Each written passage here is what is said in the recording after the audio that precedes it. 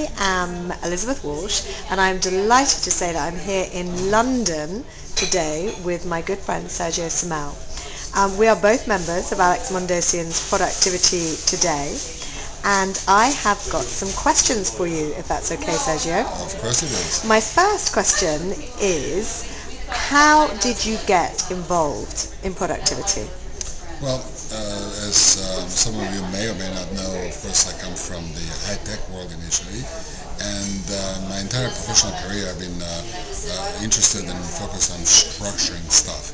I've structured software products, I've structured business processes for people, information products, and more recently I've been interested in structuring productivity, or how people can achieve, either individually or in groups, higher productivity. So it's all part of my general both strength and passion about structure.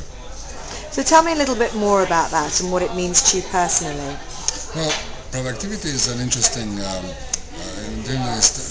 thing because fundamentally it's a very simple line. I mean, I don't want to turn into much of a mathematics here, but think about productivity as being sort of the results over time, right? So there are two parts here that we can play with. So we can increase productivity. Everybody wants to increase their productivity.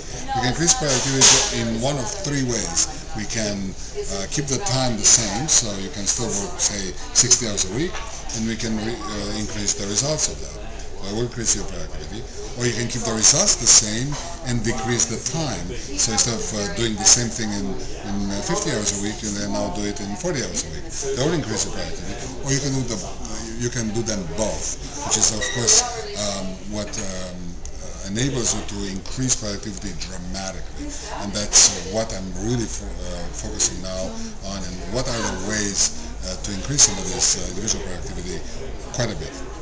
So what can I do if I want to get more productive? Well, I've recently been certified by a good friend of mine, David Crancher, who's the president of the National Association of Productivity Coaches, to teach and adapt and teach this productivity boot camp, and I'm working with several clients doing that. And one thing that I learned from Dave was that, and these are facts determined by research, that most people don't waste or don't lose their productivity by the nature of the things that they do. In other words, most time is not being wasted by people, watching movies on YouTube or speaking on the phone with their friends, but by the way they structure their time. So it's about how you do what you do. So what you need to do is really learn a bunch of techniques and a bunch of principles of structuring what you do in a certain way that dramatically increases productivity. And this is basically what I do teach my clients. I work with them for a day and a half. It's an intensive day and a half, mostly done virtually, and teach them both the principles and the practical, and we work through how they can structure both their time, their space, and their mind, so that they reduce the amount of switch tasking, which is the cause of all this loss in productivity. Well, it sounds like something we could all use.